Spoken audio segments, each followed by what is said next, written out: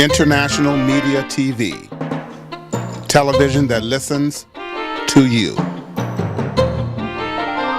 Hi, I'm Johnnie Burrell. Welcome to the program.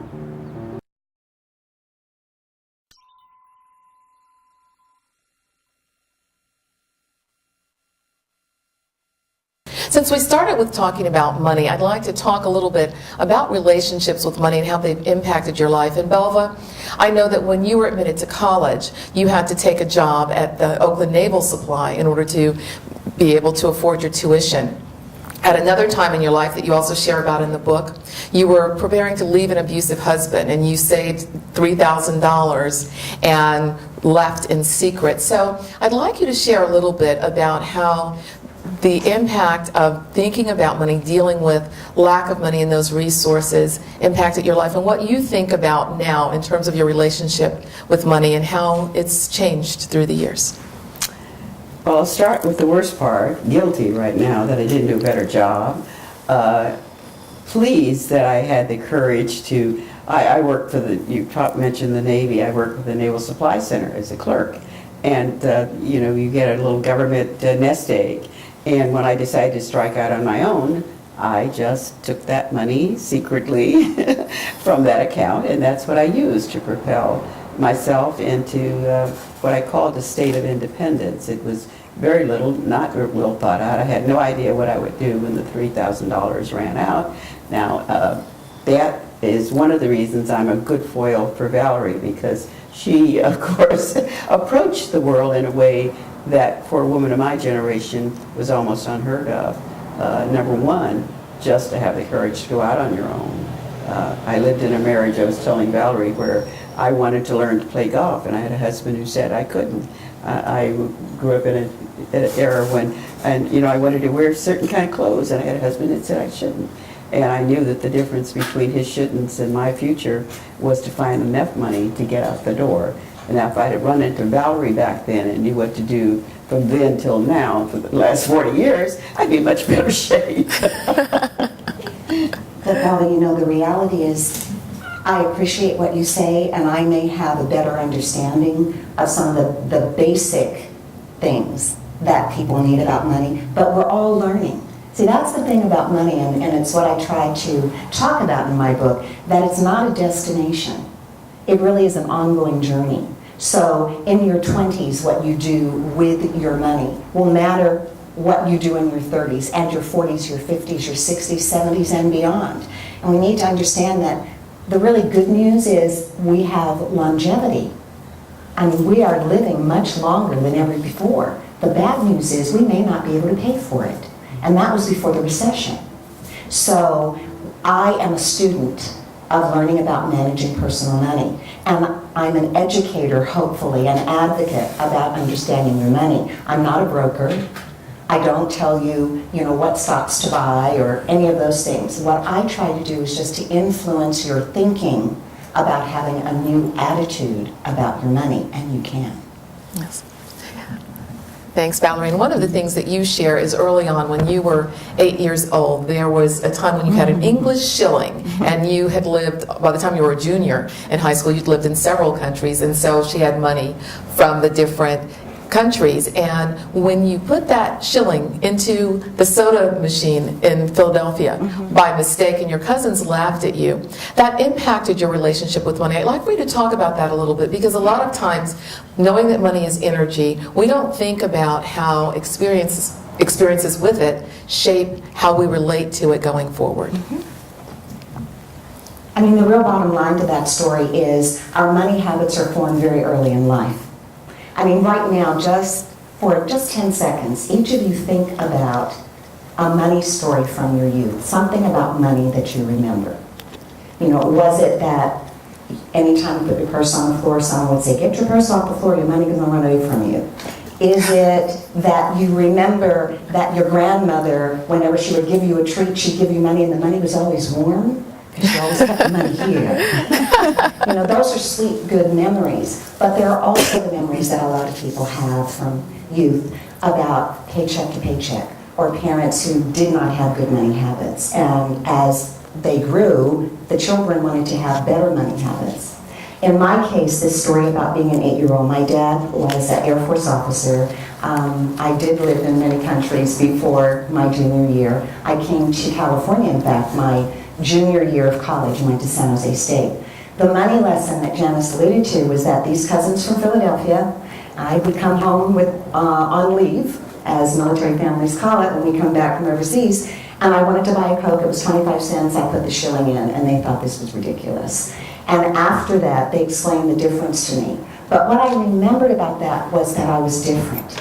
I felt really odd, because it's like everybody else knew. Why didn't I? I mean, they made me feel like a complete idiot. Little did I know that at that time, that was really the basis for how I was going to look at my difference. I was usually the only person of color in my high school. I was usually the only person doing XYZ. It was just that era. And so instead of looking at it as being different and negative, I was taught that different is unique. I was taught that different gives you an edge.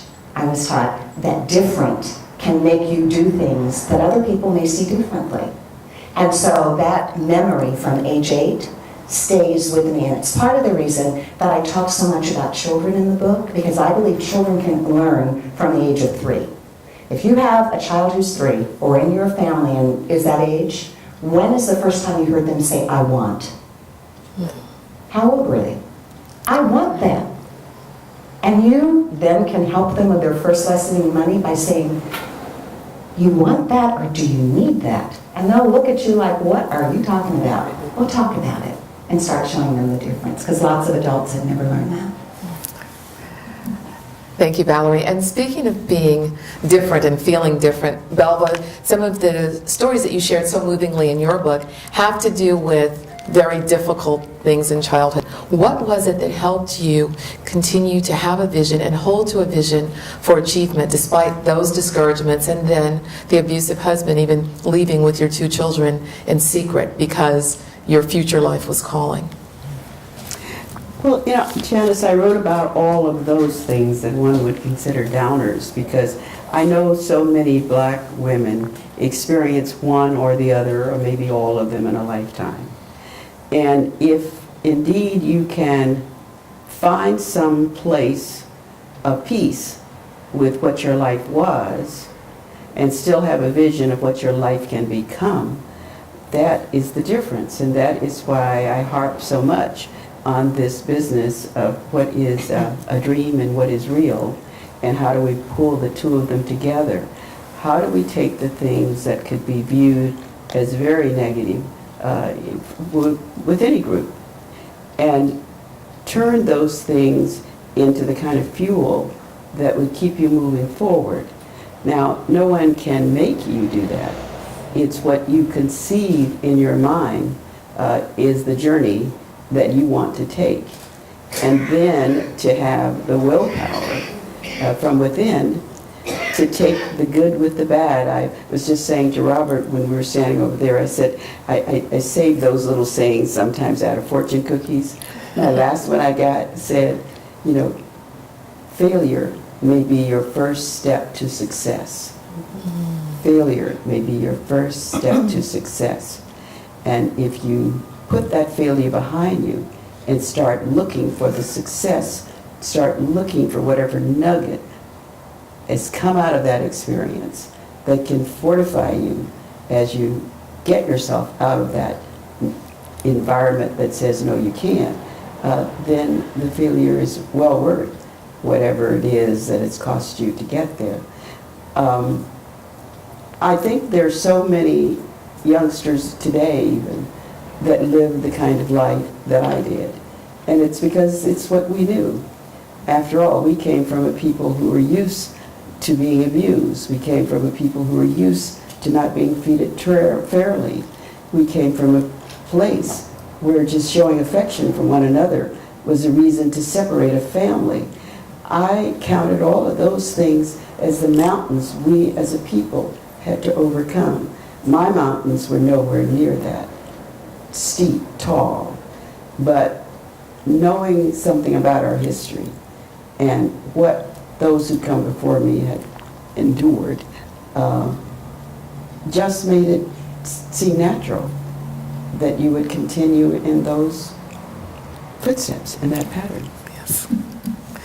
Thank you for those words of inspiration. And when you talk about a failure leading you to greater success, both you and Valerie share that you did have first marriages that failed. And Valerie, you said that that was when you learned some of those costly money lessons because you had been the breadwinner in your first marriage and then you found yourself divorced with 2 daughters. So I'd like for you to share how you managed to turn that situation around and any words of advice regarding people who are married or may sadly be approaching divorce that might be helpful to consider when it comes to money.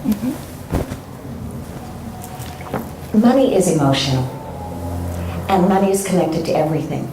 And yet when I say to people who are getting married, and I do a seminar on what do couples need to do financially before they get married, I suggest that the best possible gift you could give your intended is a copy of your credit report. And people gasp, and they pull back, and they look at it, and it's like, you've got to be kidding. And that's how I get their attention, because the reality is, if this is a person that you're about to combine life with, for better or for worse, for richer or for poor, those words have never been clearer than now. Because 21st century is a totally different environment. You know what is needed. We're going to have to pay for more things that support our lives. So as a couple, you need to have a game plan. My husband Robert is here. He would tell you, he always says this in public, Val's our CFO. Val's the family CFO. It's because, not because he can't be, but because it's what I do in a very deliberate way. And there are things that he does that I could do, but he does better in a much more deliberate way. So I think that couples need to look realistically at who is the best at doing that, of maintaining the household bills. But even more importantly, I think it is, most of us do not have our own financial thumbprint. We think if we get married, well then let's just combine everything. We combine household, we combine money, we combine life. And I'm saying that I think everybody needs to stand as a whole person, especially in financial world. You each need to have your own money. So we consider 3 pots is my suggestion. Yours, theirs, ours. Because that way household expenses can be taken care of. But individually you have your own money that every single person needs. If then, and I wish I had known then what I know now, which is the reason why, full confessions here, I never had it straight regarding money. I was the breadwinner. I was a black woman married to a black man in the early 70s. What's yours is mine, and what's mine is yours.